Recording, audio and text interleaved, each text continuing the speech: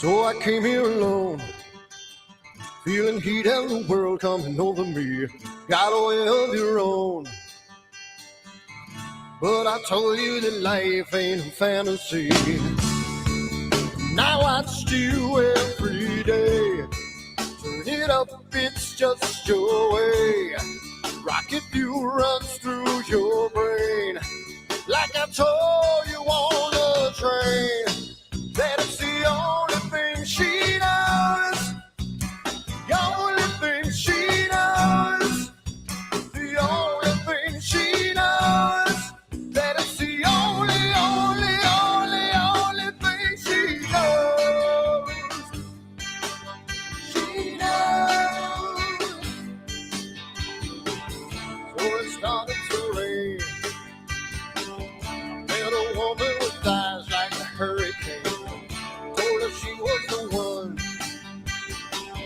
Got you left at the moon, wanted me to say. Now I watch you every day. Turn it up, it's just your way. Rocket fuel runs through your brain, like I told you on the train. Well, it's the only thing she knows. The only thing she knows.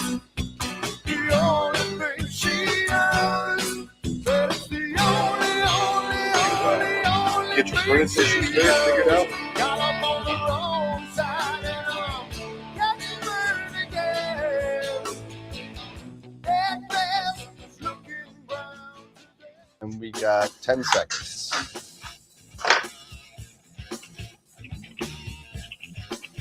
3, 2, 1.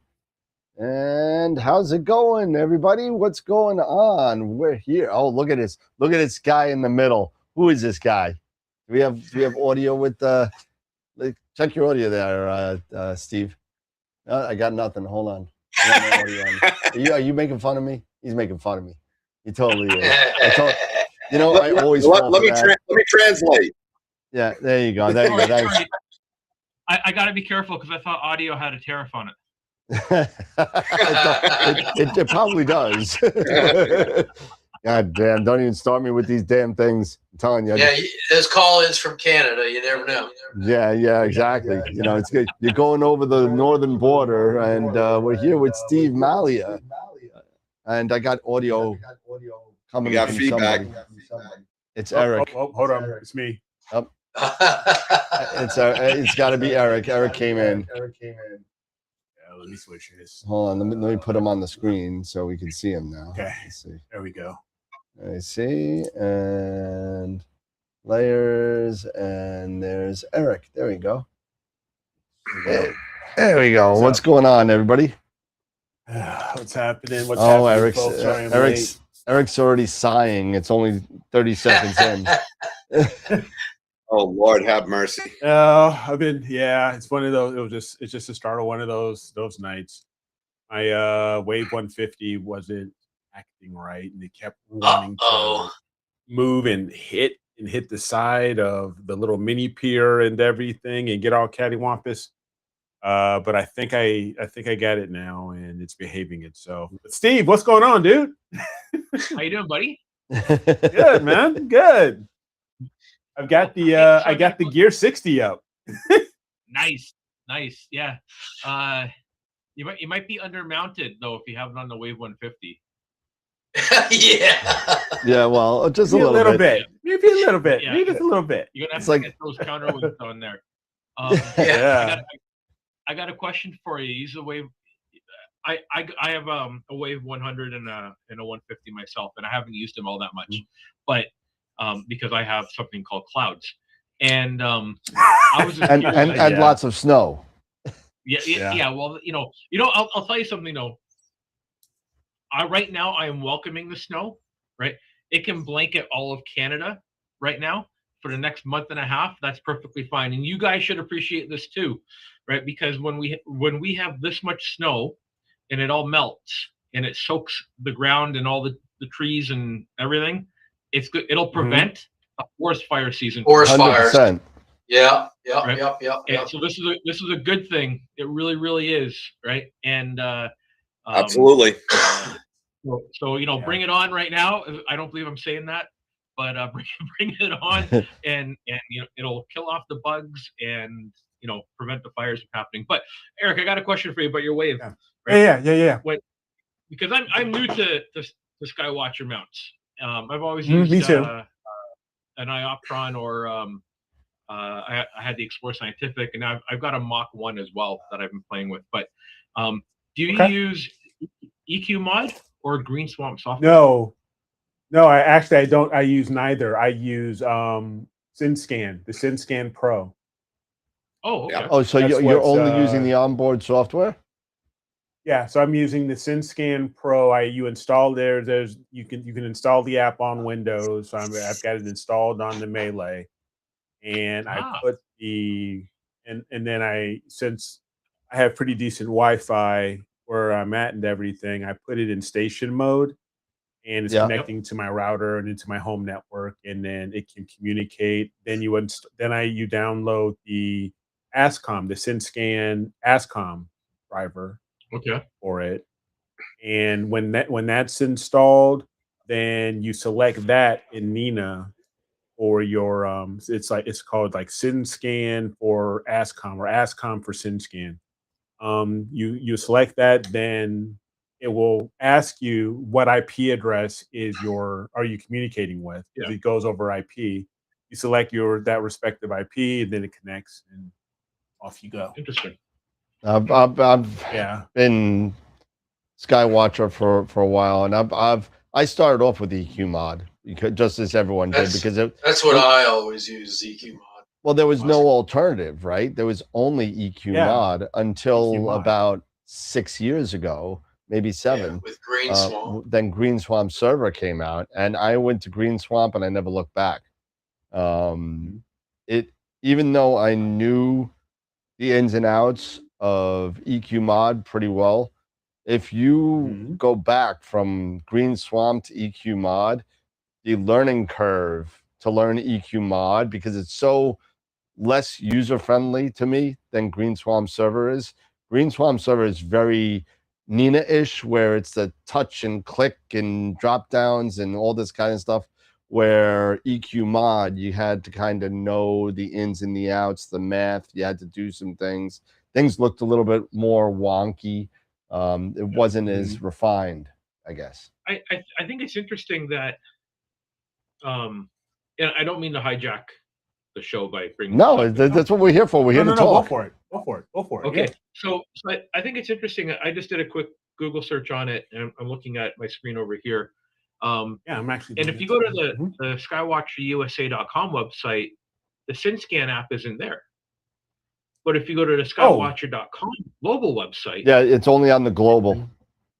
Yeah, and I'll be honest, I never even was aware that program existed, because I just went to the American site and thought that's what it is, and you just use EQ Mod or Green Swamp, and FYI, and I spoke to Jeff over at Skywatcher, and I spoke to a little bit with Kevin as well last year, and I was like, by the way, the Skywatcher USA site, and I said it nicely, needs some work, because the global site is where I go for everything, and I've gone there for everything since I was working in Camera Concepts. I never went to the USA site because it was just it wasn't upkept well. It wasn't really none of the drivers you could get. Like, you get certain ones, you couldn't get everything. It's very, very strange, and I don't know why, but I know why. Because they weren't using my wife to build it. Well. So, but I mean, the global site is definitely a lot more superior than the Skywatcher USA site. Absolutely. Interesting. Actually, I'm reading right now. It's actually recommending to use Green Swamp over. I was doing a Google search here as well. And it actually says, it recommends using Green Swamp over EQ Mod. It's so much more superior, man. It's so much more easier to use. I had issues with it, so I went back to EQ Mod. Oh, you were crying back to mama, didn't you? Well, it just I didn't it, and I had enough issue with it that I didn't trust it. And once you, it's like Nina, right? You know, everyone was like, in the beginning when Nina came out, everyone was like, oh well, I got what is it? SGP, right? Sequence Generator Pro. And we're like, oh yeah, I know that, and it works. And then once everybody went to Nina, everybody like once you figured it out, it was so much easier. It was so much easier. I was the same way. I started with SGP. Never looked back when I went to Nina. I don't know. I'm having trouble with Nina myself, but right now with SGP, well, when I have a clear sky, it just works, and I'm afraid to change it. And I get so many few clear skies as it is right now that I don't want to risk it.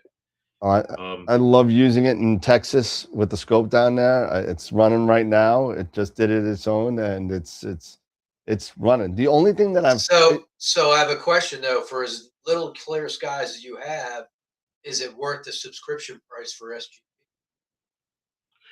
SGP? Probably not. But all right, I bought it for the 1 year and I never resubscribed, and it's still running. Right? Yeah. So I'm a few revs back, quite a few revs back. But again, I'm going by the if it ain't broke, don't fix it type thing. Mm-hmm. No, that's for sure. Right. What I would like to do though, I need to spend more time on it, is I really want to move over to StellarMate. I've StellarMate OS with that last year, and they just released a new version this week or late last week. Yeah, I think it was just it was like it wasn't that long ago. Yeah, so I played with it and I used it. I did some good imaging with it, a few little quirks here and there. But once I got used to it, I'm like, okay, I understand what's going on. I know how this works. And it's almost like any other piece of software. When I started using SGP, and I went to SGP from astrophotography tool, which I still like very much, right? It was that learning curve and trying to figure out where everything is, because you have to kind of bounce around all your different menus and screens to get the stuff in there. I'm not a big fan of the interface with SGP, but again, it just works right now. The one thing that kept me away from Nina all this time, and why I'm still using SGP, is I can set my sequence to say start at this time and end at this time, right? And Nina, you couldn't do that. And I know with the advanced sequencer you can, but I just haven't brought myself to really wanting to learn something new. Yeah. Right. Right. And that's really what's holding me back. It's really easy though. It's once you get it down and you like, I'm sure. Yeah. You got your sequence set up. My sequence for I mean, it's not as crazy as it probably could be, but my sequence in SFRO is like 3 full screens, of instructions on what to do when, and you got to do save conditions, timings, and then all the plugins that go in there, the target scheduler, the everything that goes in there between, focusing, center after drift, all that kind of stuff that you could do.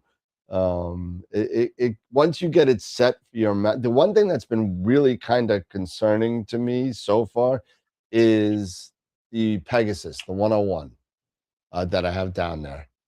So I have a Wi-Fi outlet down there where I could turn things on, turn things off, right? That's fine. But I find that even if I set the outlet to turn on just the Pegasus, like 10 minutes before it connects it, I find that I still have to go into the app and reset the mount, or else Unity doesn't see it. So I have my sequence set up to send me an alert of a pushover saying sequence starts T-10. So I go into the CASA app, I turn it off and on, and then everything's fine. It's kind of strange. It's strange. I don't know. It could just be me, maybe something in my sequence. I don't know.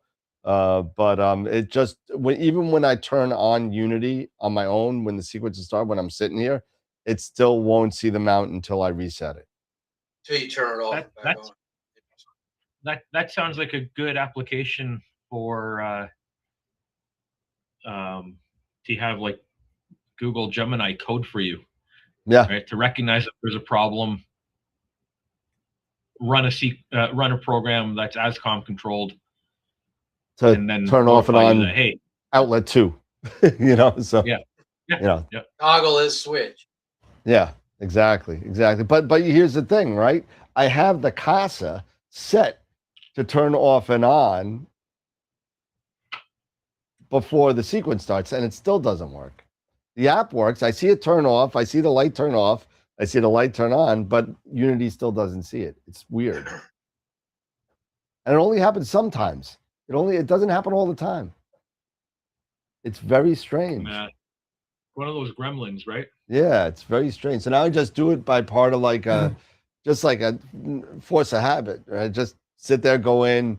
It's not hard. It's just annoying. If I forget to do it, I may lose a night, you know?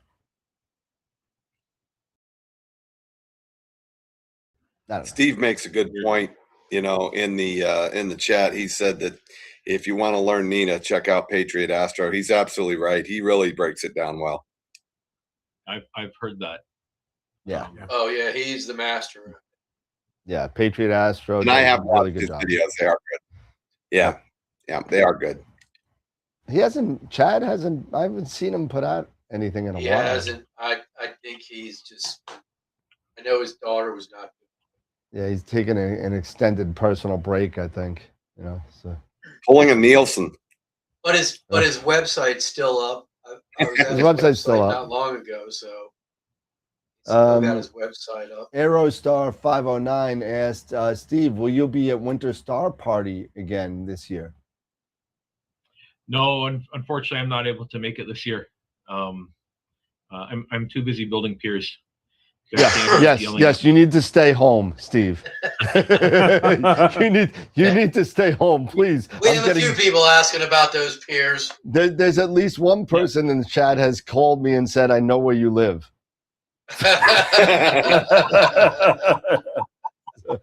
Yeah. No, I appreciate the question. You know, I had such a great time at Winter Star Party last year. And I wish I was able to go this year, but I can't. We did, though, donate a nice door prize. So good luck in winning that. Oh, well, since you brought it up, Steve, would you like to donate a door prize to Astropalooza? Sure, there you go. Why not?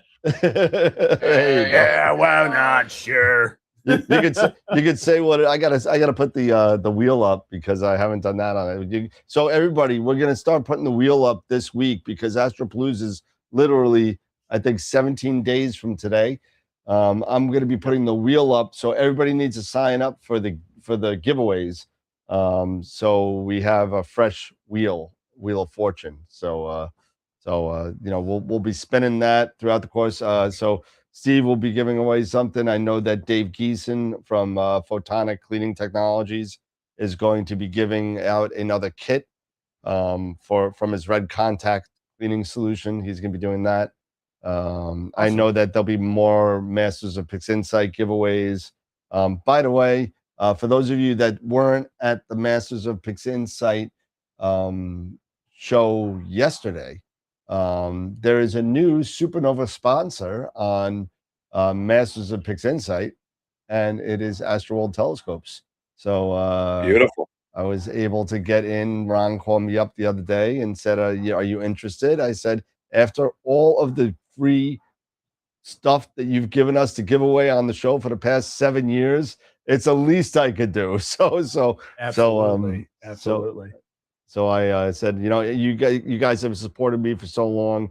Now I can, you know, return the favor. So nice. So sweet. Awesome. And so awesome. Just so you know, so as a Supernova sponsor, you get also every workshop that they have, there will be a raffle of a $100 gift certificate to AstroWorld Telescopes as well. So there you go. That's the public service announcement for today. There you go. Very cool. Nice. And so yeah. So you have both the 100 and the 150, but you haven't had an opportunity to use them really yet. Okay. I've used the I used the 150 last year, right? Okay. And I was quite happy with it. And I used the 100 the year before. I've had the 100 since it came out. Okay. And I did a nice shot with it, right? It was just a DSLR and a lens type image. Gotcha. And with that, I used a Stellar Mate with that, actually. That was a custom. Was that the Stellar Mate? No, that was probably the ASI Air. Now that I think about it, yeah, that was with an ASI Air. Okay. And with that, I selected EQ Mod as a connection. Right? Yep. And then you can. That works. You can. No problem. That work. Okay. Yeah. Yeah. I'm going to. I just downloaded Green Swamp. So I will tinker around with it. Maybe later tonight after I'm done working on a couple maintenance things here, and maybe see how it goes. Cool.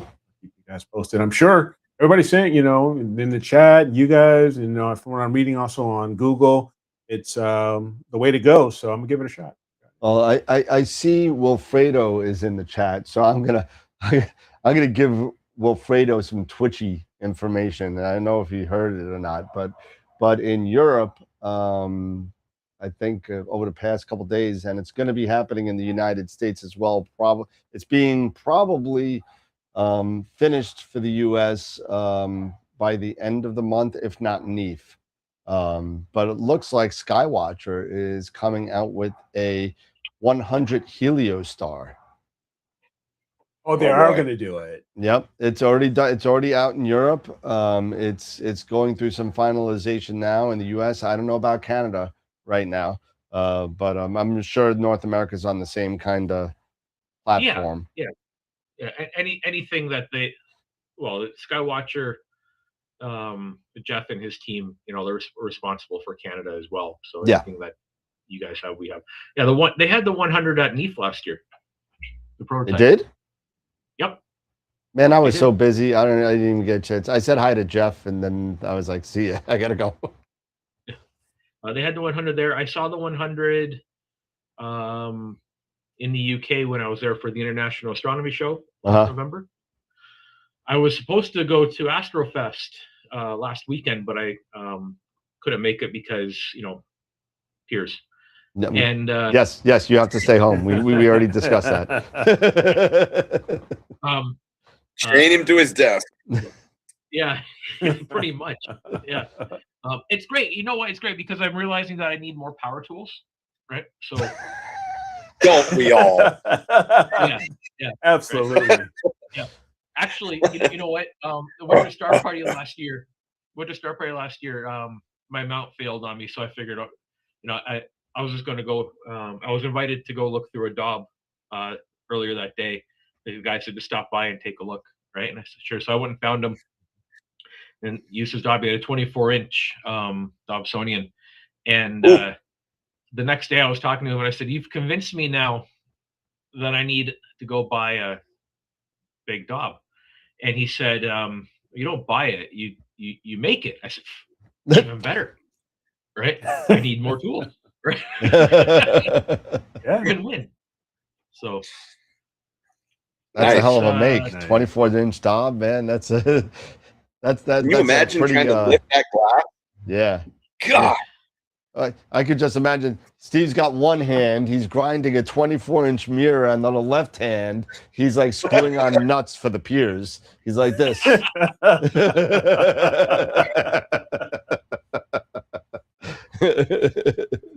Yeah. No, you know what? The piers are coming along very well. There was a bit of a learning curve. Like this, a sequence of putting it all together. We had an issue with a couple of the parts that from the supplier, one of our suppliers that I rejected, and so we can't do this because we want it to be of a certain standard, right? Mm-hmm. So to get some stuff redone, and that added a delay. I told you what happened with the guys I'm working with, Bart and Owen. Glad they're doing okay. So no, they're doing great. Yeah, they're doing great. I was actually at their shop last night. I'm going again tomorrow. But the now that we have the sequence of Assembly. operations to put it together, right? And everything's documented fully now, right? It means that we can unleash it onto a team, right? So things are moving faster, right? And like real production, not a guy with a screwdriver and a I need more tools, man. yeah. Swiss Army knife and a roll of duct tape. Well, yeah, right, and a paper clip for good measure. Maybe my dad, he's got this awesome set of tools. Exactly. I can fix this. If they're not as awesome as mine.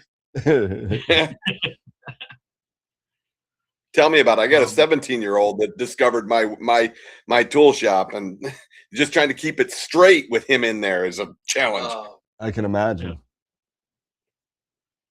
I will be at NEAF this year, though. Yeah. So where are you going to be hanging out? Because I haven't. Well, I mean, at the event. Well, yeah. You said I could hang out with you guys, and of course, sell some stuff there, right? And, of course. I'll go. Probably the guys from First Light Optics. They'll be there again, and I'll hang out with them, and Skywatcher, and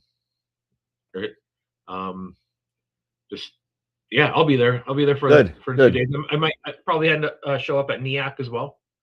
Right? Yeah, I'm not going to make NEAC. I can't take that. I can't do that again. That was just like too much. The 4 days like that. The 2 days at NEAF.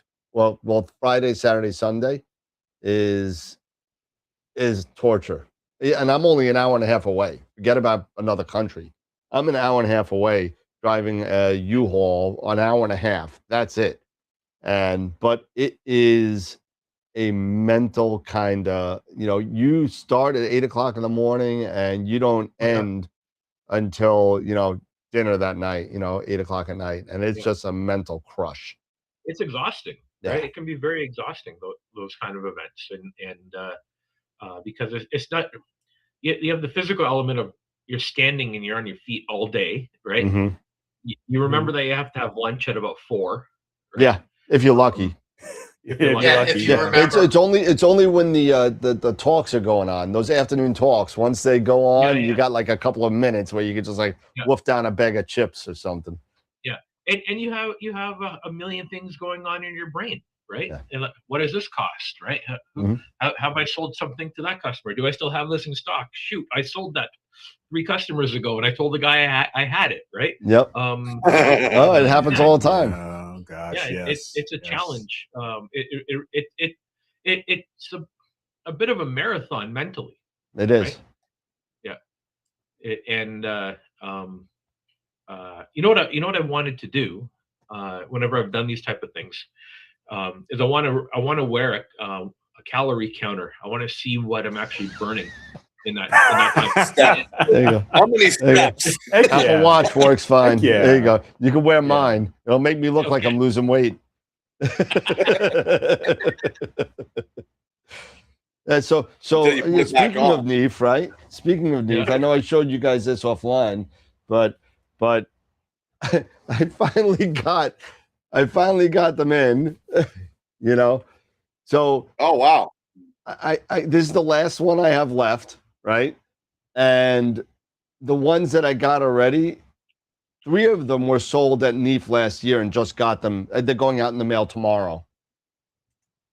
So, wow. I mean, this is the only one I got left, but I was able to get a couple, and they've been going because they're so scarce. We were talking with this, they're so scarce. It's like, and people want them and a lot of people use it for outreach and stuff like that. And some people just like the eyepiece kind of novelty kind of thing, but I mean, it sells when you got them. Yeah. I remember first time I saw it in 2024, right? At Starfest? At Starfest. Yeah, that's when I saw it. Came over, right? And his camper RV camper was next to mine, right? So we had an unexpected clear night, so he quickly set up and everything was going, right? And we got into an argument because he had it on the Lagoon Nebula, right? And he goes, "All right, Steve, let me take a look." I'm like, "No, man, back off." Right? You get to use this all the time, right? I'm not moving. I'm not moving. Yeah. I'm bigger than you, right? But that was just a that was a really cool device, and it had no tech cooling. It was still a prototype. It was made by a different hardware manufacturer. Yep. It looked completely different than it does now. And then when I got to look at it at the Winter Star Party last year, the new one, right, the one that you showed there, right? Man, what an amazing piece of technology! They did a really good job on that, right? Yep. Everyone involved, and it works as a camera. Yeah. Right. So you get double duty out of it. So yeah, I'm thinking about actually, for up here in New York, I'm thinking about getting a solar scope. I really am, with this 100 coming out. I'm really thinking about it. Okay. You know what? I'll probably use it twice, but sooner or later I'll have some days off during the day, and we're, in New York, you guys know how it is. It's beautiful during the day. The heat's out and it burns away the clouds, and then all of a sudden, 7-8 o'clock at night, guess what? The clouds roll in, and it's just horrible. So I just image from Texas now. So pick it up. I'll take the images for you, Wilfredo said. Yeah, I could just buy it and give it to Wilfredo. He takes some awesome solar pics, man. That guy. Yeah, he actually won the I think, correct me if I'm wrong, Wilfredo, the yearly Lunt image of the year. Oh wow. Yeah. Did he win it or is just nominated? No, I think he won it. Yeah, I think he won it. Yeah, he threw a nice shout out to AstroWorldTelescopes for selling him, taking all his money. Not a surprise. His Tube Tech. It was Tube Tech. I'm sorry. It was Tube Tech, not Lunch. That's right. Yeah. It was Tube Tech. But great image. Yeah. So what else you been up to, Steve, besides having peer nightmares? No, just peers. That's all I'll admit to. That's it. There is nothing else. There's nothing. Do you have any product images of your peers? That, I mean, there may be people in the chat that have never seen the stuff that you've built. Do you have anything that you can put up on the screen, show people? Yeah, sure. It's on the website. Let me bring it up. Yeah, if right in the middle of the screen, there's a little red TV. It says toggle screen share. You could use that. Yep. Just want to. Yeah, man. We'll talk about your products. Yeah, no, for sure. I wanted to mainly come and hang out. I know we miss you, man. Absolutely. But okay, here we go. So, product shots. I don't know if this shows it really well. I'm gonna make it bigger in a second. This is actually a production version. There we go. So you can see it. It folds up nicely, right? From what we had before for pictures was the prototype, and the colors weren't exactly what I wanted. It was a round knob instead of it being a hexagon style knob. This is the production version of the 3/8 adapter plate. So, the wave mount, right, would connect directly to this with the 3/8 adapter on the bottom. The AM5 mount. Looks like WD-20 would fit right. That's on awesome. there too. Yeah, it's all 3/8. Yeah, anything that's with 3/8 will connect right to it, right? Well, plus it looks like you have the 3 small holes too. Well, those 3 small holes are for something else, and I might add additional holes to this plate on the next run.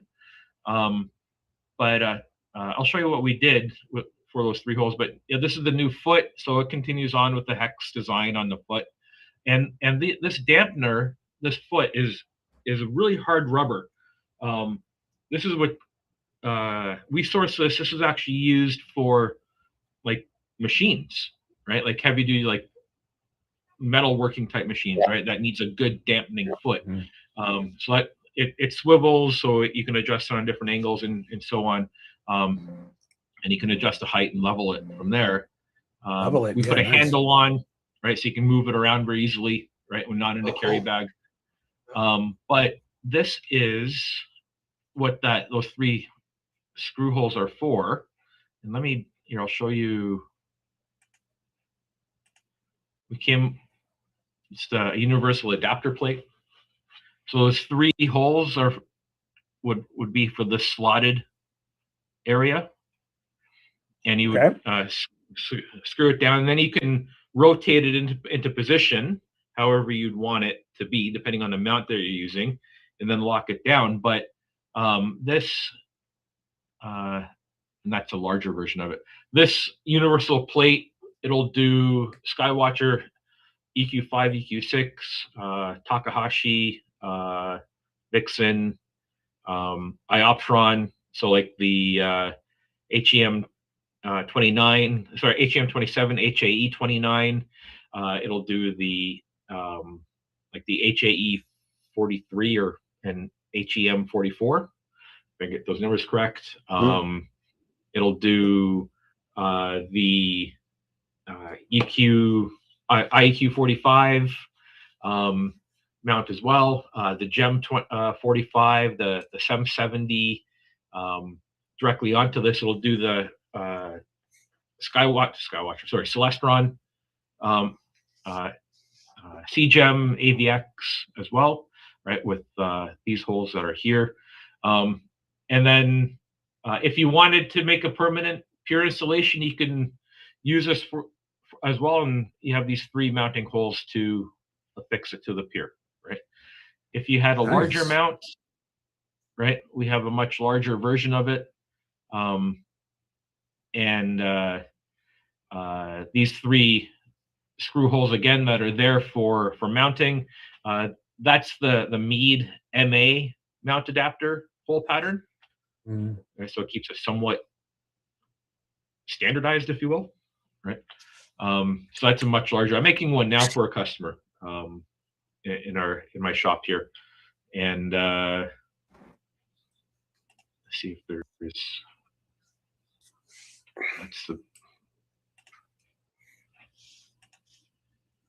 Yeah, there's a bigger picture of it, of the large one. So yeah, that's what we've been working on. And then the last thing was, I think I talked about this before. It was the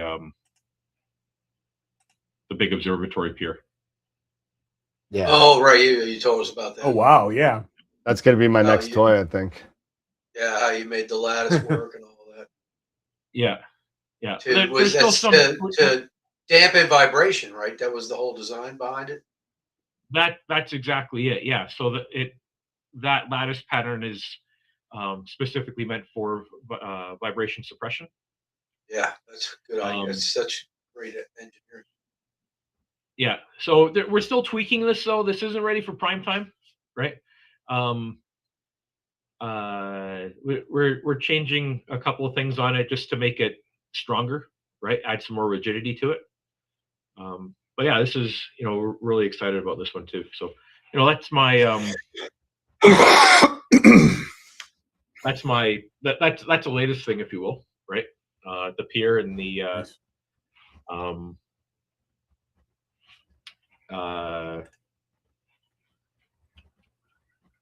those plates would be really cool. Plates? Yeah, those plates would be really cool.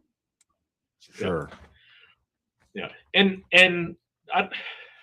there isn't really too many people out there that make a universal adapter plate, right? That'll do. Right. For like 14 different mounts, right?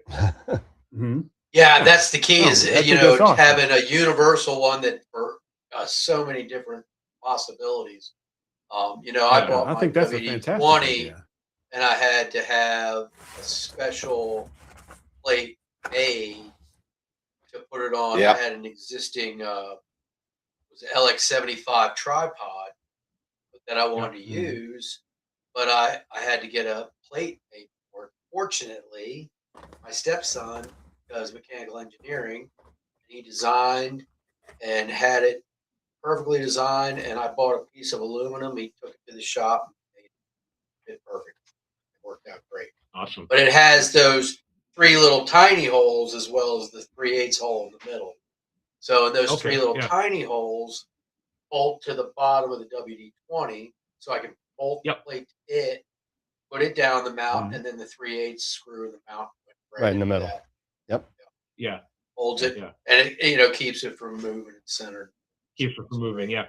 Well, one thing we did with the pier, and again, you have to keep in mind, like the whole thing with the pier for us was designing it around portability, right?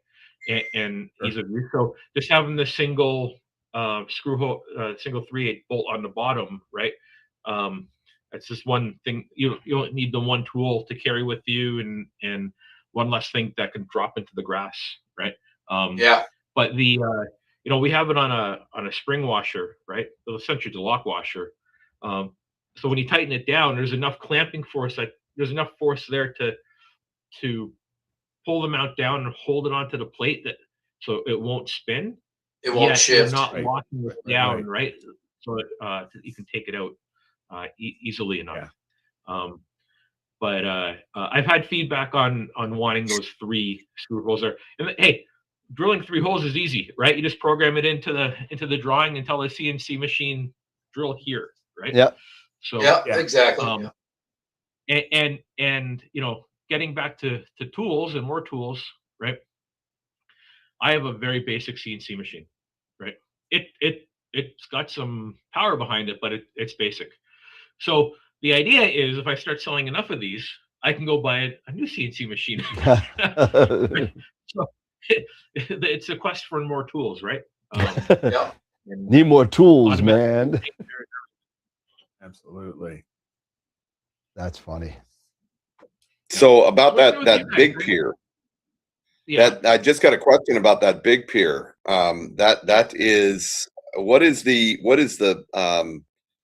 top end weight on that? Not the weight of the pier, but how much it can actually support. Recommended. Well, it can support me standing on it. Okay. And jumping up, right? That's saying something for me. It'll hold something. So it'll hold your 14 with everything you got on. You sure you don't want my watch? You sure?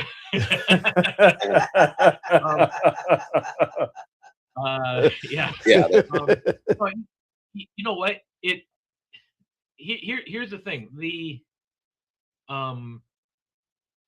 When the 3, let me share this really quickly again. I want to point something out, right? Because this is where this design differs from your traditional pier, right? So you have the fins, the 3 fins, but they all connect. So now you have a center column, right down the center. And this is 3 pieces of plate steel that are bent and then attached together, forming a solid connection from the top of the pier right down to the floor, right? There is really more surface area through this pier that's going from top to bottom, right, than there would be in your traditional round pier, right? The other thing too that's interesting, when we were doing our research on this, we found that the screws, right, on the top plate, right, like these are thinner at 3/8. If they were thicker, if we put in like a 1/2 inch or a 3/4 inch screw, right, there's actually more vibration that gets put through that gets transferred through, so that helps eliminate it as well. If you want to talk about weight, just think of how much force it would be required to take a 3/8 screw, right? That's essentially 4.5, 5 inches long, and compress it for it to fail. Right. Right. And that's where that's where the weight of the screw, the weight capacity of the pier comes from, is the ability for it to transfer that load all the way down consistently, so it's solid. Right. Now, if you had like a much larger mount, right, and a very large payload, we have another one that we designed, right, which uses thicker plate steel, right, and it has 4 fins on it, and that thing's heavy, right, and that will hold anything at that. Right? That's a very robust setup. It'll hold your car. That's definite observatory grade. If holding up like maybe a SEM 120 or something like that. Oh, easy. Well, I would have no problems putting a SEM 120 on the one that I just showed. Okay. Right? No problems at all. I wouldn't even worry about it. Right? Nice. And really, if somebody said, "Well, I want 5 fins," okay, we can do that. Right? We'll customize it. Pretty cool. Awesome. It is. What is that? Nice. What does that big pier cost? I think it's about 1,100 Canadian. 1,100 Canadian. They're looking like $950 US, something like that. Yeah. $950 to $1,000. Right? Yeah. No, yeah, let's say around there, right? Yeah. We still haven't figured it all out right yet, but it's still in the works. Right? Yep. But we can,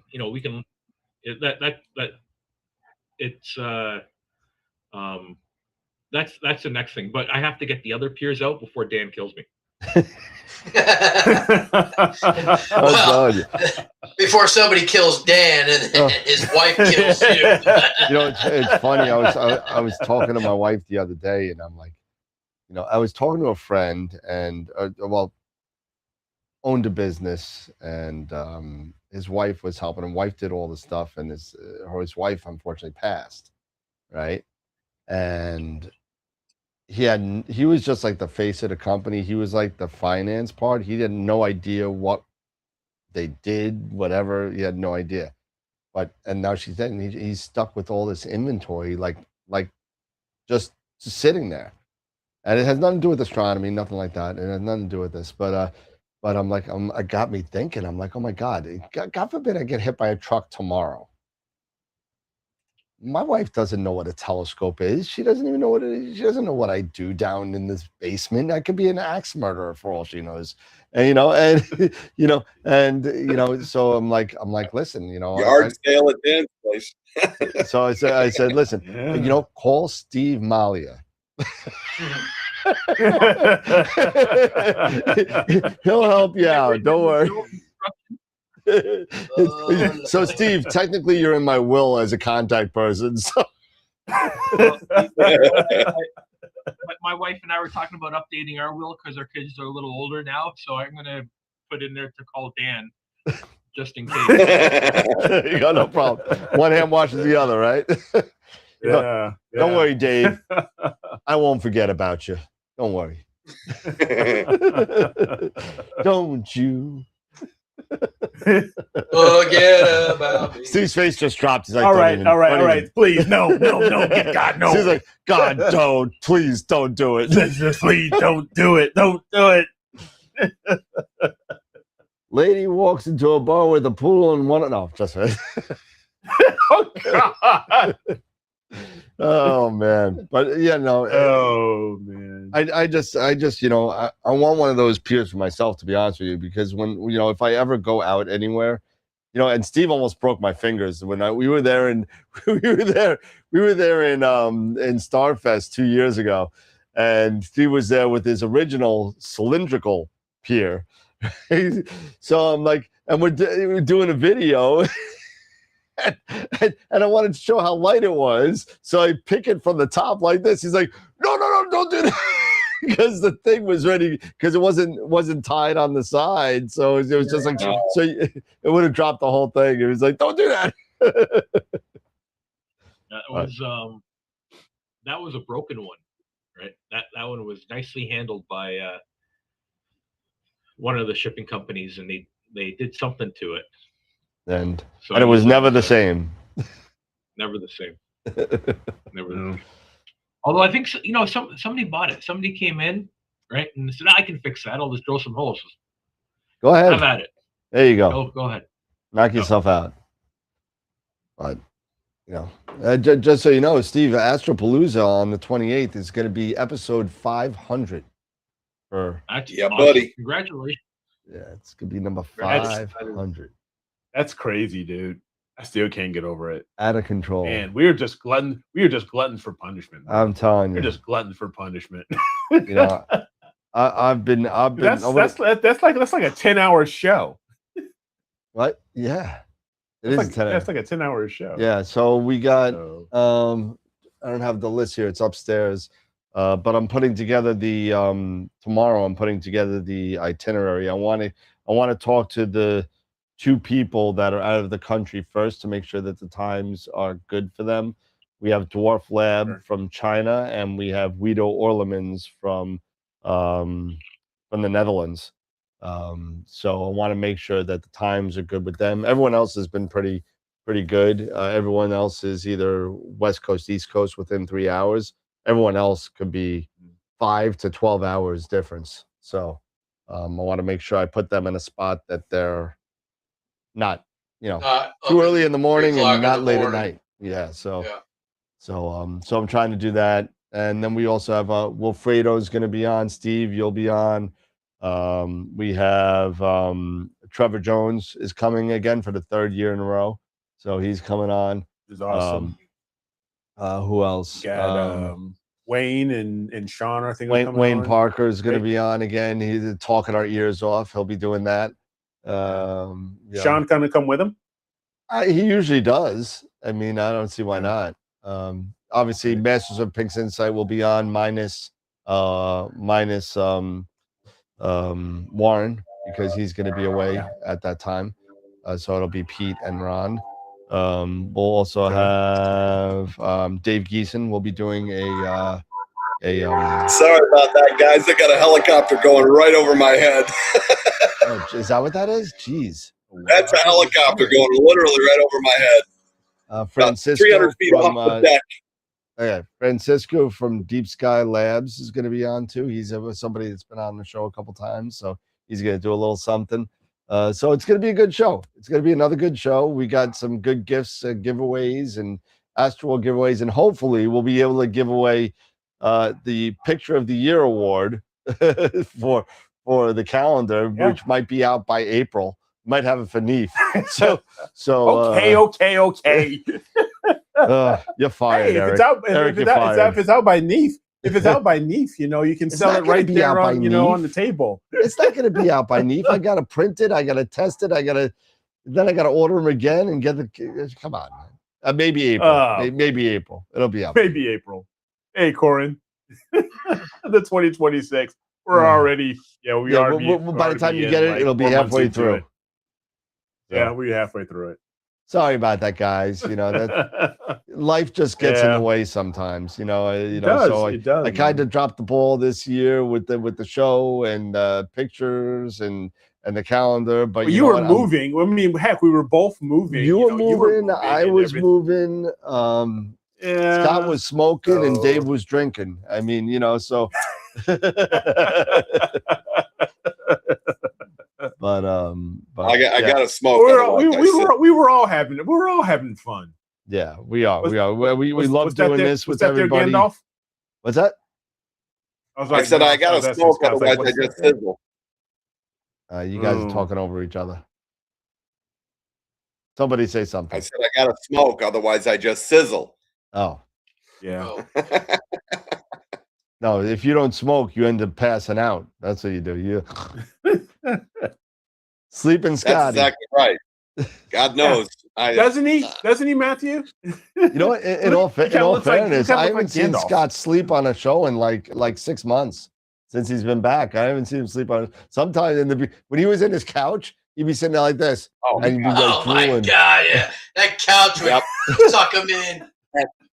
I'm telling you, that thing's Every thing's once the in a best while, I looking turned dog. him off. I went to a 3-up, and I just I'd see Scott move. I'd put him back on.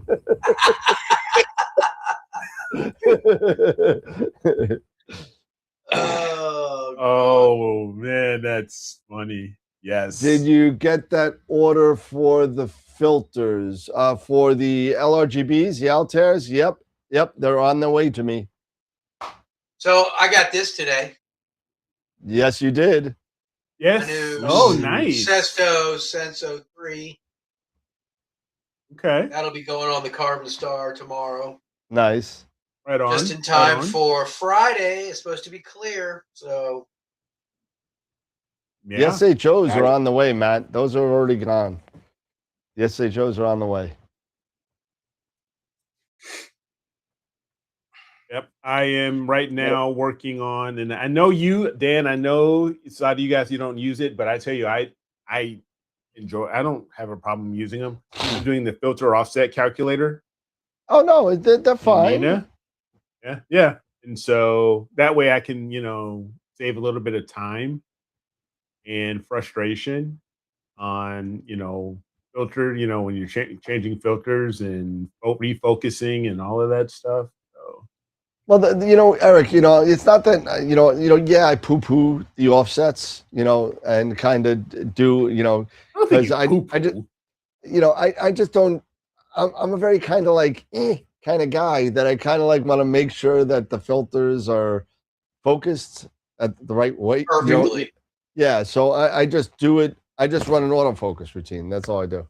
Yep. And the thing about it is I have found that, with the autofocus routine, once you get it down and you get it set, it doesn't take very long. No. Especially if your LRGB takes a couple seconds at the most. Yeah. Oh yeah, LRGB is nothing. The broadband, because I run longer exposure. I mean the narrowband because I run longer exposure times for each focus frame, but it's still, it doesn't take long at all. No. Steve, you're looking. And with the Carbon Star, because it's carbon fiber, it's not affected by temperature that much, so it rarely has to refocus throughout the night. My steel tubes do, but like my 127, that's carbon fiber. That's a refractor, but it doesn't have to focus near as much as my steel tube. Well, that's what I was going to ask. Is how often would you have to update those offsets? Focus point. The year? Well, yeah, because the focus point's going to change definitely throughout the year. Yeah. Yeah, in the summer and the winter, they're going to be different. Yeah, I usually do it. I do it once. Basically, I do it once a quarter. Okay. I'll just do it once a quarter, and do it. Have you looked at the numbers and seen a difference in the offset settings? On the offsets, no. Ratings. Actually, yeah. And my HRFR ratings, no. But in my I haven't really looked at the HRFR ratings that much. But as far as I've got my notebook here and like my offsets, that I'll jot them down every once in a while because if something happens and I want to just go back and get things in line, like I'm refocusing or like I was leaving the Prima Luce or whatever. But anyway, I would jot them down, and honestly, they don't differ very much hardly at all. I mean, maybe a couple of steps, maybe three to four steps between. No, yeah, going up and down. The difference between maybe it's really very minimal. So yeah, I mean, it's not that bad. Now going between the seasons, yes, that's a change. Thank you. But if I have to redo, like if I wanted to do my but if I wanted to do my refocusing and I'm looking at it, or I'm just doing focusing on its own. Oh, you got some food over there? I don't know. It looks like tilapia and like some green beans and rice. There you go. I remember when I was over here. I remember in grade 5. I remember in grade 4 or 5, the rule was if you brought something to class, you had to bring you share. It. Exactly. Did you bring enough pizza for everybody, Mr. Spicoli? Yes. I remember there was one kid that brought gum, and that was mainly around gum, right? And one kid had gum and got caught and said, "Do you have enough for everybody?" And yes, I do. And had like a whole bunch of gum and went around the class. Nice. Backfire. Nice. What do you do?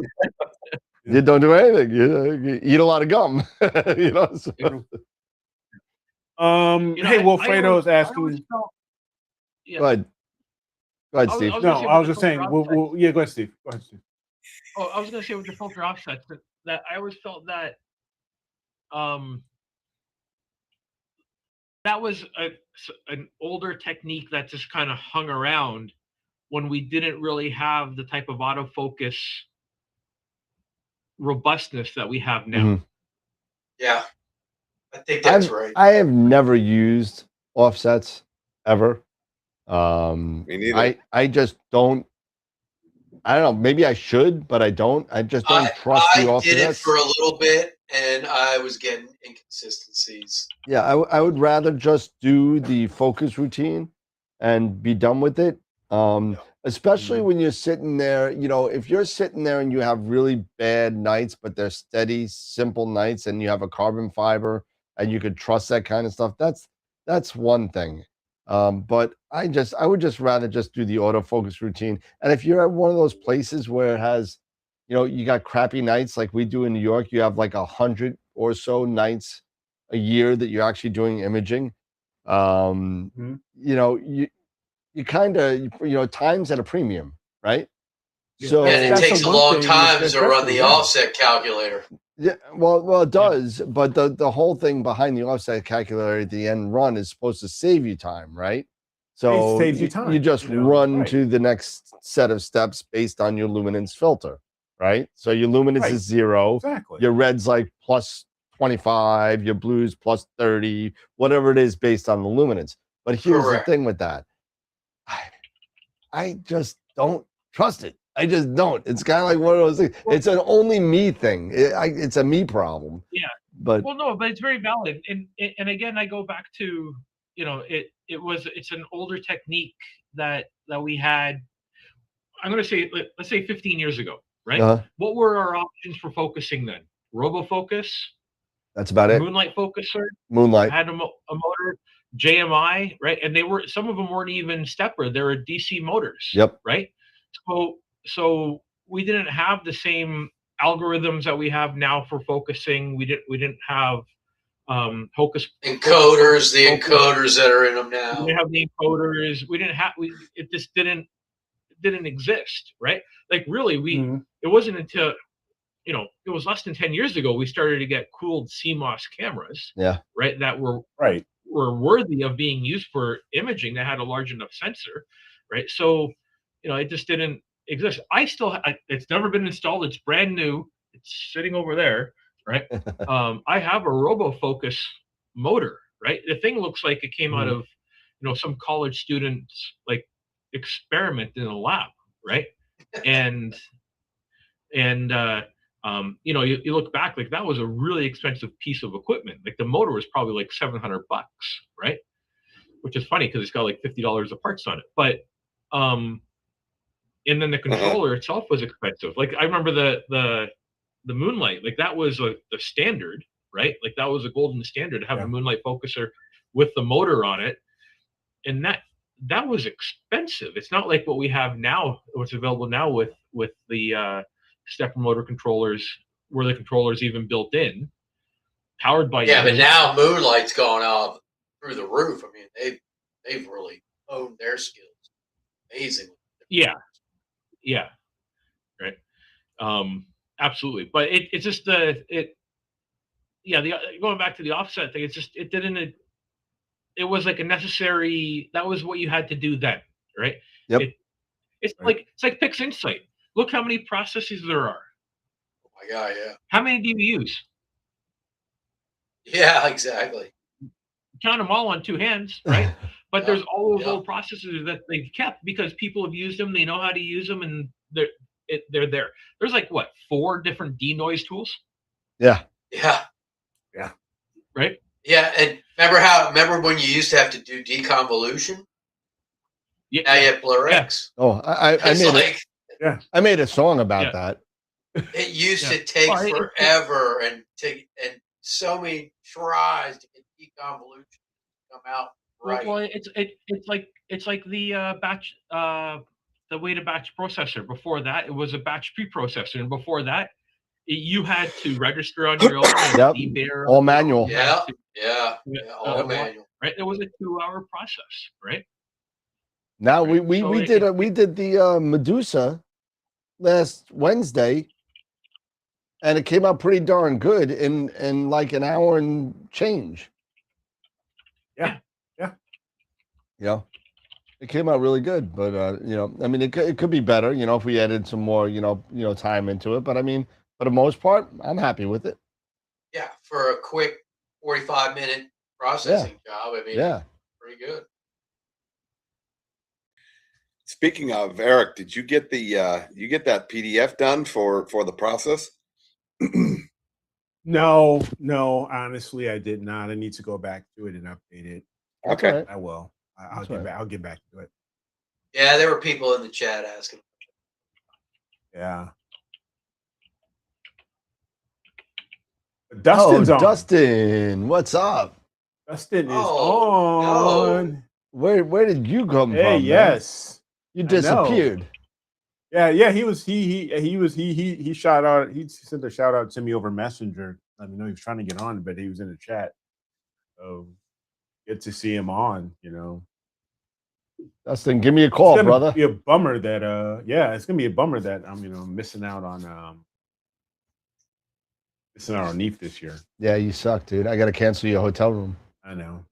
Yeah, well. You know what? If you got an extra hotel room, let me know. I haven't booked one yet. Oh, well, you can have Eric. See? There you go. There you go. There you go. It's only for you're not going to NEAC, right?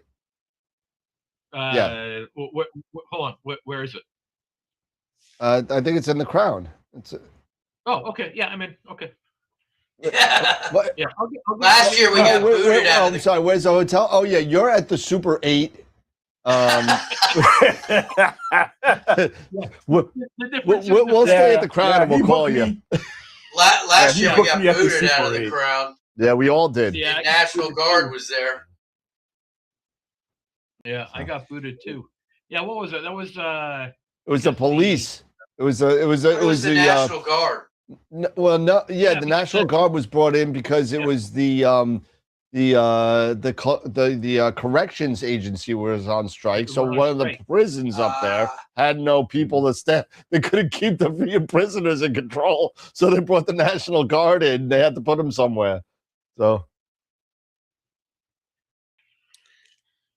Dan, do you need help setting up? Of course, I always need help setting up. What are you talking about? I'll take all the help I can get. If it's free, it's for me. Yeah, because I'm not leaving till crack of dawn Saturday morning. Yeah, I definitely. I mean, I have one girl that's been helping me a lot. Her name's Madeline. She helped me a lot here at the house. She's like an organizer kind of person. But she really liked doing it with the telescope stuff. So I said, "You want to go to Neve? Sure, you can help me set up. You could." So it'll be me, my wife, my mother-in-law, a couple other people, Dave, obviously. Nice. So it won't be so bad. It won't be so bad.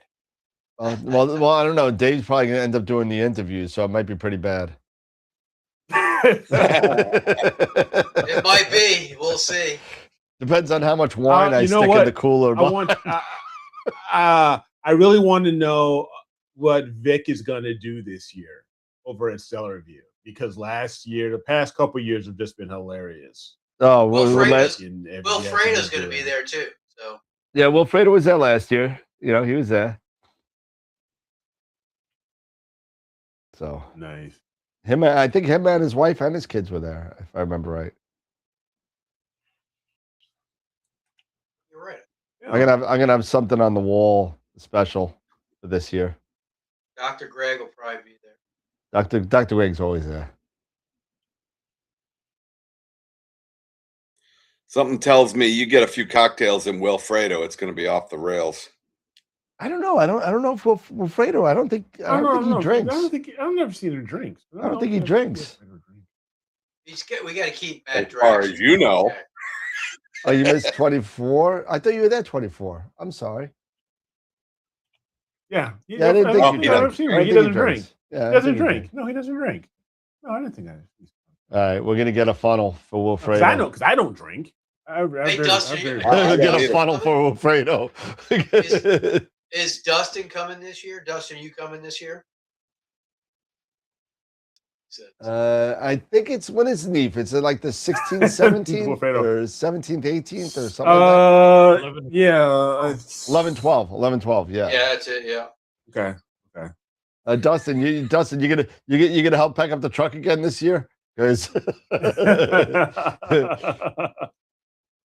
just so you know, I'm still trying to unpack the stuff that you packed. I have no idea what half the crap is. So. Yeah, Dustin, you can come hang out with us too, man. Come hang out. Yep. Oh, nice. He's good. He's a good cameraman for interviewing and stuff like that. He is. He is. He did, actually, he was great last year. Last year. Yeah, he helped me out last year. Him and I kind of split duty. Yeah. So. Yeah, you guys could do the video in if you guys want. Yeah, you and Dustin could go do it. I got the camera set up and everything. I got it ready to go. So what else is going on, peeps? Right now I'm still doing CTB1 over in SFRO. I'm sorry, I'm out of camera. I'm gonna go take a look at the screen here. CTB1, is that the one I did? That's the it's the onion, the bloomin' onion, it's the garlic, or the pop, the garlic, the pop balloon, the pop balloon. Garlic, yeah, that's right. So let me see what I got so far on CTB1. It's not a lot yet. I don't think it's a lot yet because we just started it. CTB1. There's a lot actually. HFG1, that's the one I did. Let's see. Able 6. Copy properties. So we got. I got 454 5 minutes. So I'll figure that out. That's 2,260 minutes. I think you need a little more. Calculator is a calculator. Calculator. Have you guys tried the new subframe selector that was built in? Not the newest one, no. So I got 38 hours on CTB1 so far, so I'm looking to get a little bit more. Need another 10 or 15. Has anybody in the chat tried the new subframe selector? Let's see. I'm curious to see how it works, how well, if people are getting any feedback on it. I finished my rosette the other day. Here, I'll show you that. I finally, the other night, was able to get my S8 or my sulfur added. So there's you did? All you guys, yeah. All you guys bragging about clear skies. I Trust me, it's been few. I was wondering if I was going to have time to get it before it went down too far. I rent the skies, so I can't really complain. It did really good. Yeah, it's nice, Dave. And that's only 6 hours, 2 hours each. That's awesome. That's really nice. I can see the cosmic wrench and everything. Yep. Yeah. I snap on wrench. Yeah. Nice. Yeah, it came out good. I was happy with it.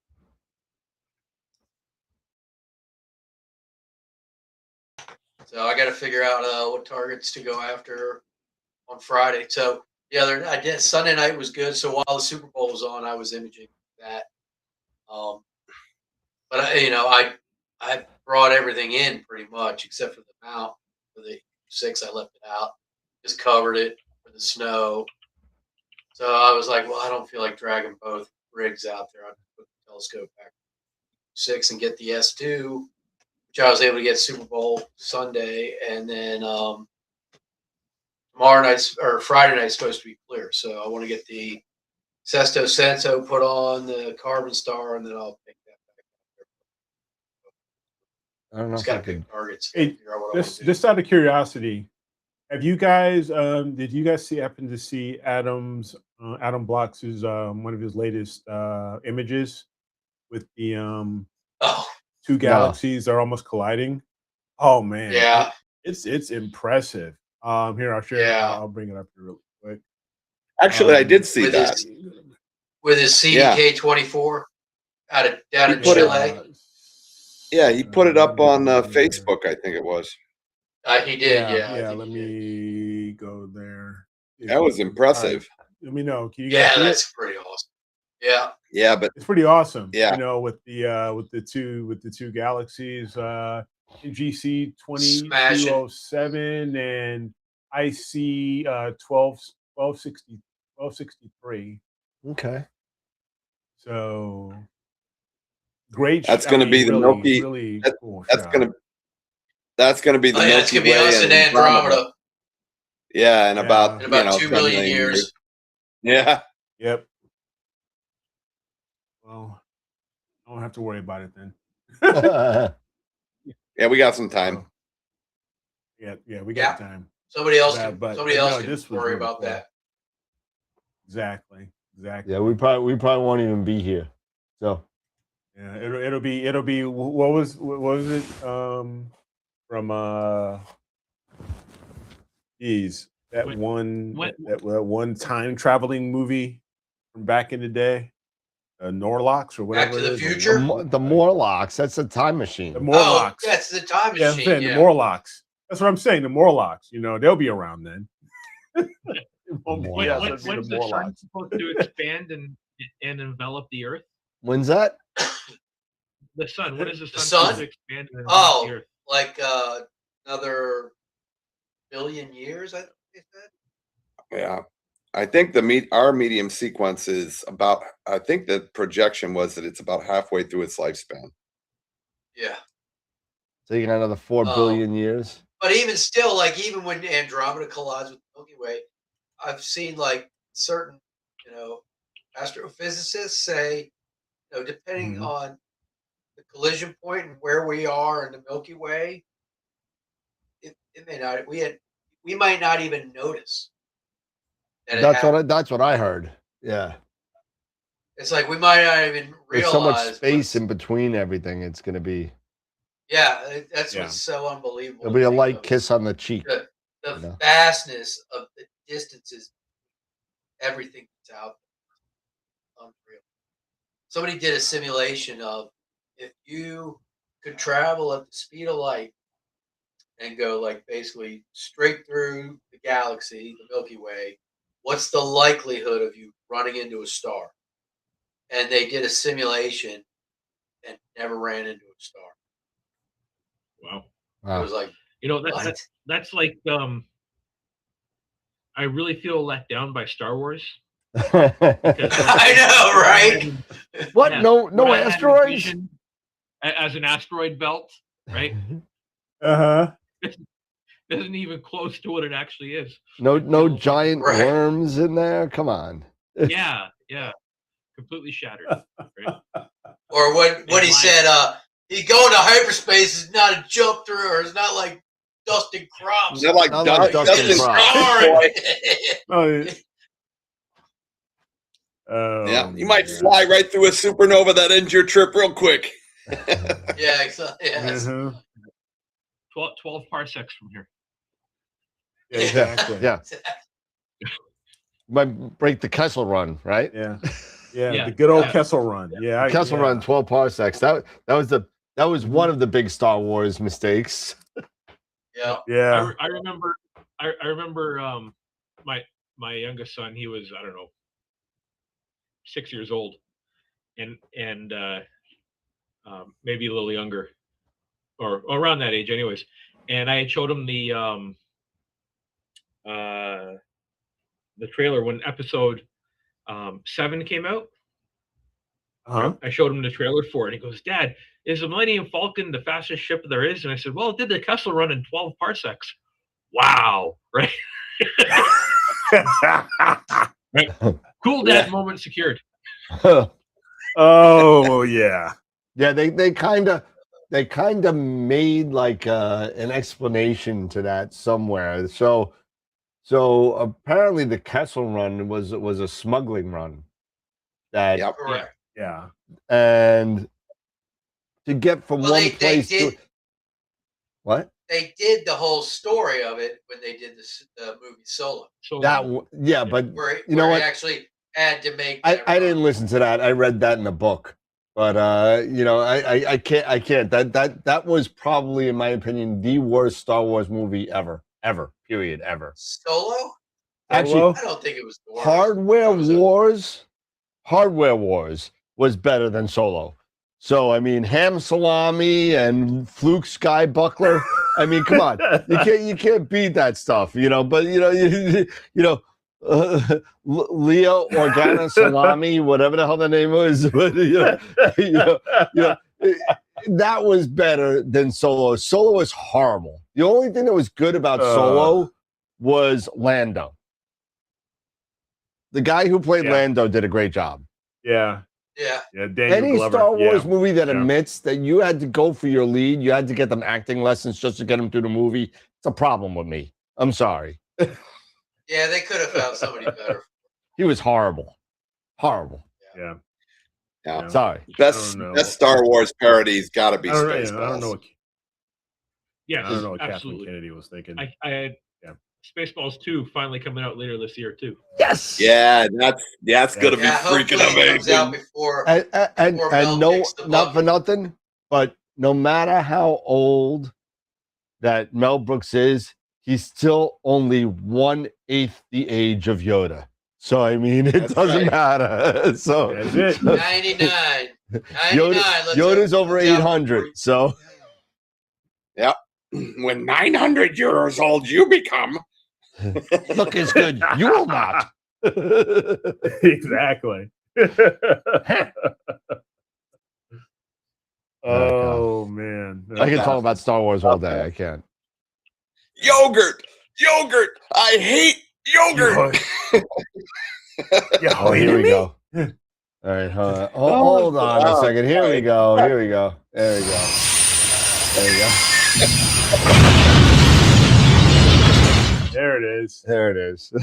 it is. Absolutely. Don't get us started on Star Wars. Yeah, it's really gonna go. It's really gonna go downhill real quick. Yep. Okay. I'll make a note of that. Well, brought up Star Trek too. We started talking about Star Trek. Well, I'm a huge Star Trek. I'm a bigger Star Trek fan than Star Wars. Star Trek was awesome. Oh, geez. I made my mother-in-law watch the first Star Trek episode ever. I made her watch it. Really? Yep, made her watch it. Oh. The butt heads, the butt crackheads, the whole thing. Oh yeah, that's right. Yeah. But Dan's a Starfleet. I doubt that. Yeah. Anyway, so what else is going on in the world of astronomy? Because we just screwed this whole thing up. Isn't there a Ring of Fire coming soon? Don't they have a Ring of Fire eclipse coming soon? An annual? And what annual eclipse? Yeah, like annular? At the end of the annular eclipse? Yeah. Going across a lot of the sun, like straight across the southern states. Really? Yeah. Oh, wow. I saw something about it earlier. When was it? On the 17th? Antarctica will be mainly visible there, and the southern hemisphere. On the southern hemisphere. Okay. Yeah. And then later on this year is the total eclipse. Yep. Was that Spain? Greenland, Iceland. Spain and Iceland, I thought. Yeah. My boss is going to Iceland to see it. Man, can you imagine the solar eclipse Iceland? Oh. We'll see. Man. We'll see. But, yeah, because that's this year, right? Because next year it's at Luxor, it's at Egypt. It's in Egypt. Yeah, it's in Egypt. Yeah. Next year it's in Egypt next year. I won't be making that one. Pretty much Yeah, and then pretty much every Cairo is pretty much booked and sold out. So everybody's gonna be there, making their way to Lex. I was lucky to catch the one in what was it, 2019, whatever it was, and then the other one a couple years ago. I was able to catch them both in the U.S. And so I went. The first one I went to South Carolina, and the second one I went to Franklin, Indiana.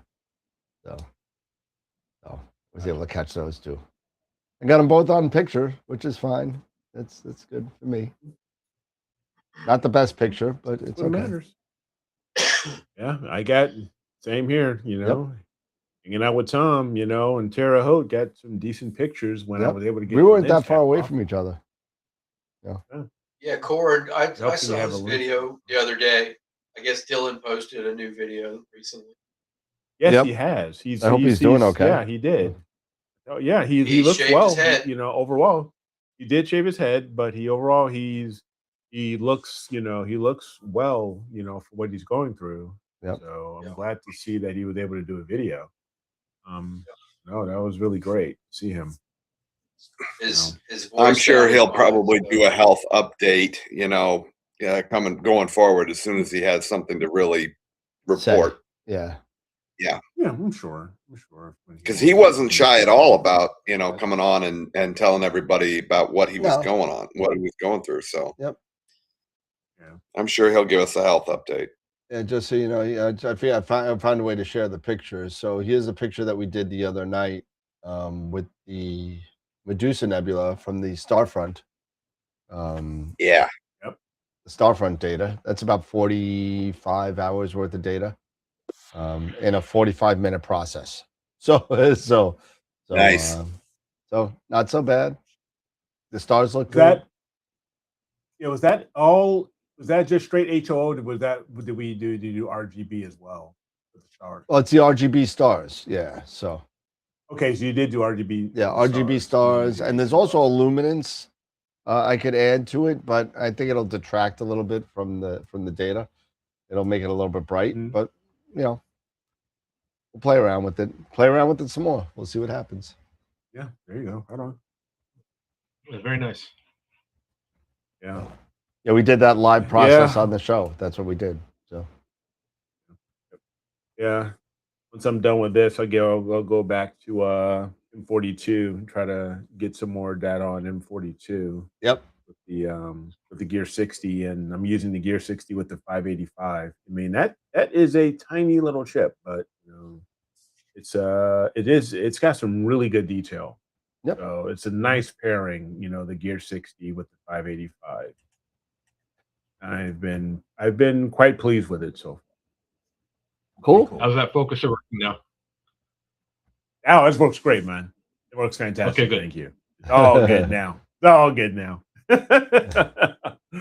Yeah. Perfect. So appreciate your help on that, bud. And so I'm looking forward to seeing how this one comes out. This is actually my first light. This is the first. Yeah, this is the first light with the 60, with the Gear 60. Really? I thought you had got some on it the other night. Yeah. No, I did, but this is my first project. This is your first project, right? Not first light. Oh, gotcha. Yes, this is my first project. Not first lights. No, I miss. No, it's not my first lights. It's my first project. Gotcha. So. Gotcha. Yeah, it's almost 9:30. Yeah, it's over. What? 9:35. Hopefully everybody's been going online and telling everyone about the image of the year and image of the year contest, and been going and voting and telling their friends at their astronomy club to go and vote. I haven't checked on it, to be honest with you, lately. Let's see. To see where we're at with the poll, but I hope everybody's been, hanging out, had the opportunity to go vote or will be voting. It's we'll make the announcement at Astropalooza. So you got until the 27th to let everyone, that your friends and family, especially you all who are competing, tell them, hey, I'm up for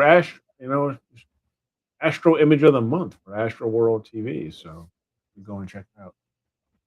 Try Image of the Year. Come on. Yeah, they're hard to And pick have too, you because got- there are a lot of good ones. Yeah, it is. There's a lot of good ones. There are a lot of good ones. For both the novice bracket. There's only 21 votes for the regular.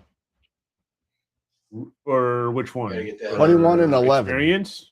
21 and 11. 21 That's experience. it? Yep.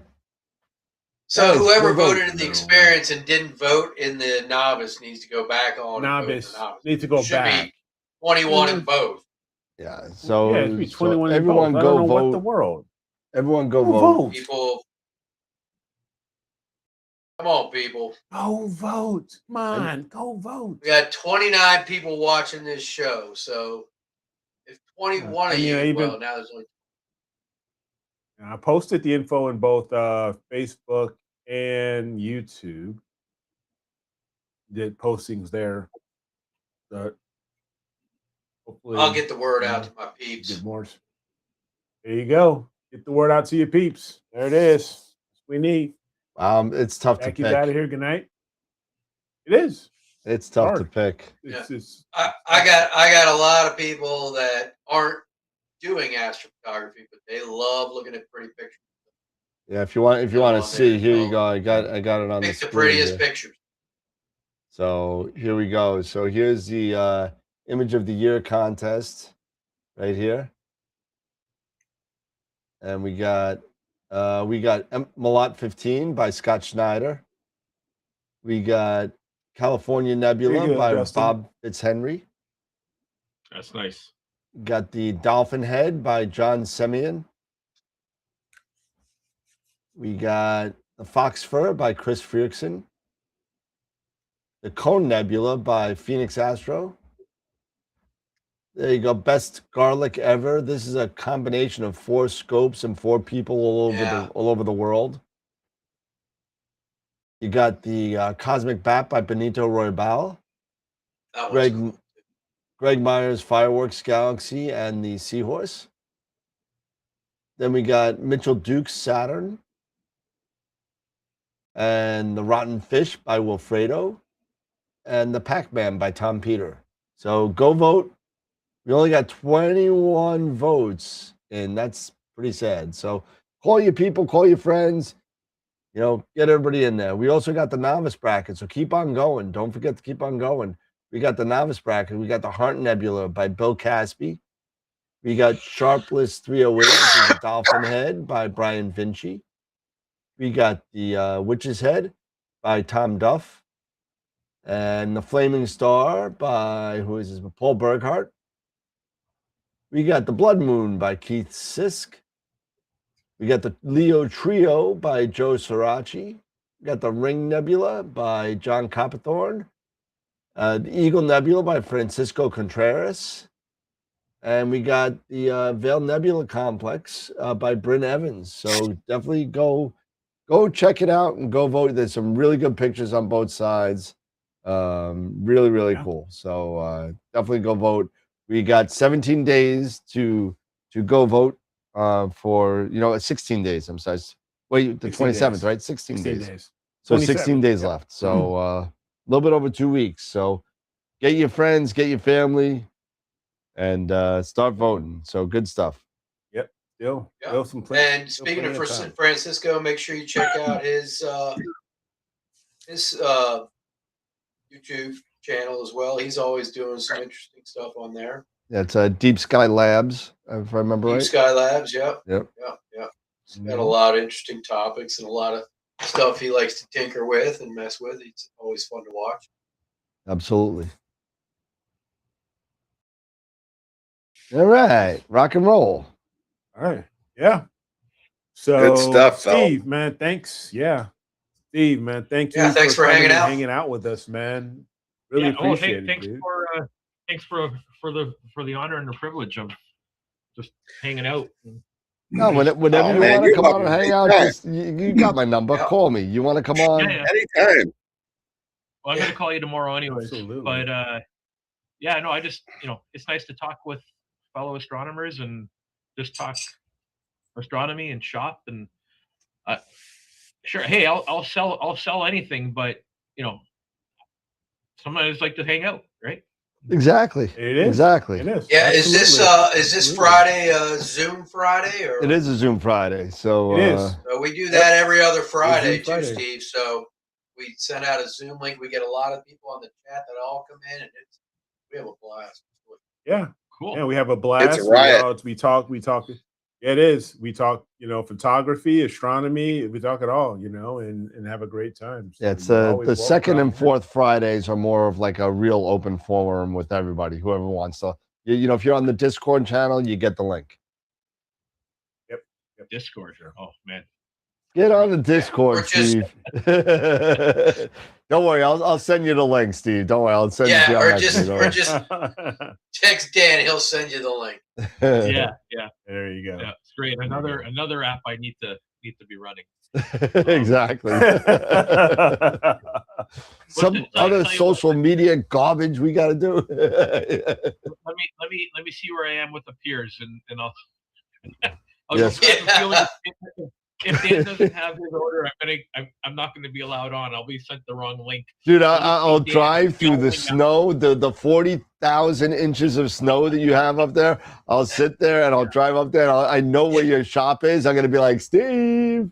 Yeah, I'll bet the roads look a lot better than ours, though. I bet they do.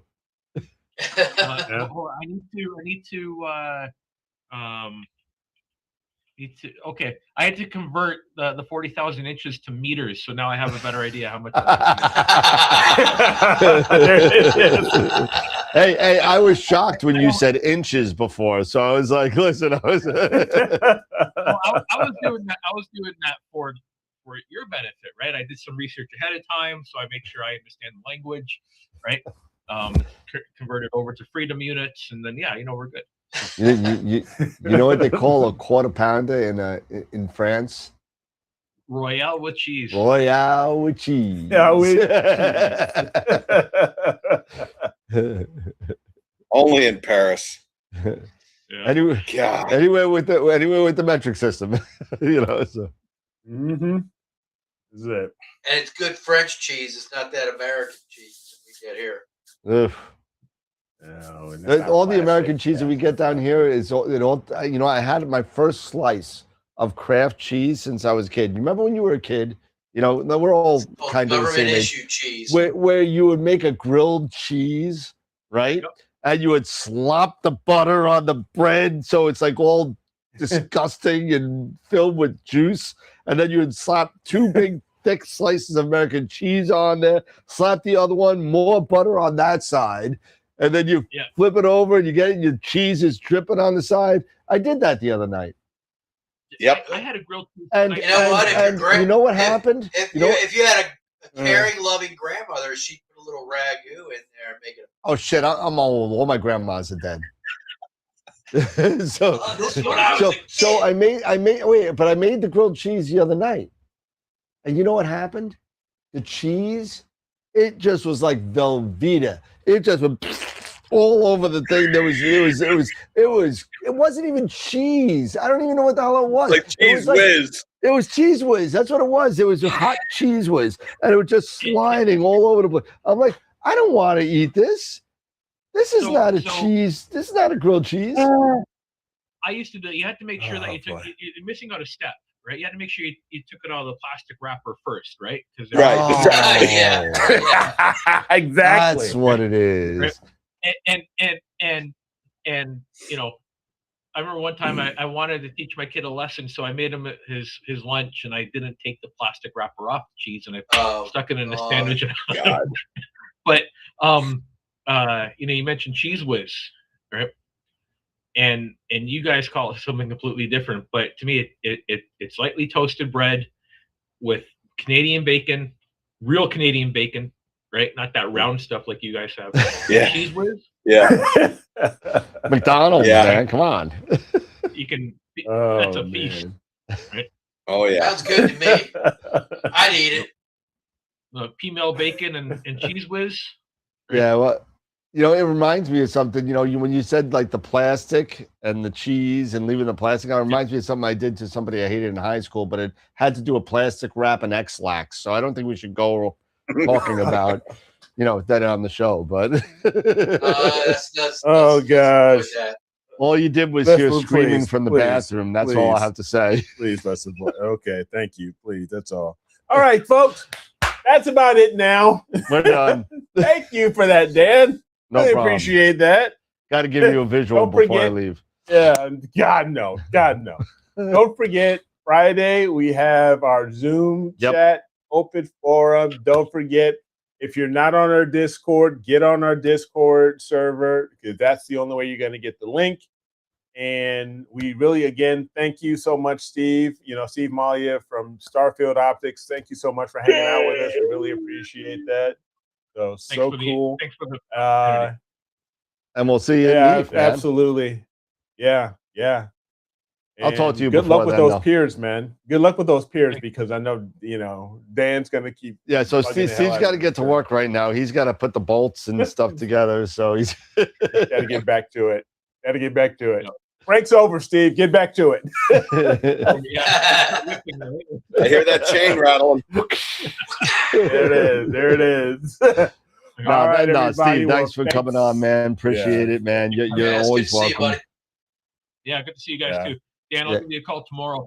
Yeah. No, I'll be home. I'm actually I got a repair I got to take care of on a WD-20. I got to replace a motherboard, but other than that, I'm pretty much free. Cool, man. Cool. Oh, you got to repair one of those? Yeah, it's gonna be my first one. Somebody cook it? Have fun with that. Broke a USB inside with some cable twisting. Oh. So the new motherboard, is it an updated version, like what's it coming to new E version? Well, I got it right here. I don't know. It's still in the. Well, let's talk. We can talk about that offline. Yeah. Okay. Yeah. Yeah. We'll see. Well, but again, guys, thanks everybody so much. Really appreciate it. Don't forget, see you guys on Friday. And as always, keep imaging, keep educating, clear skies, and see you guys on the Zoom on Friday. Take care, everybody. Awesome. Clear skies. And where's the button? Leave it to you. Not able to find the button. I know. I'm just a horrible person. And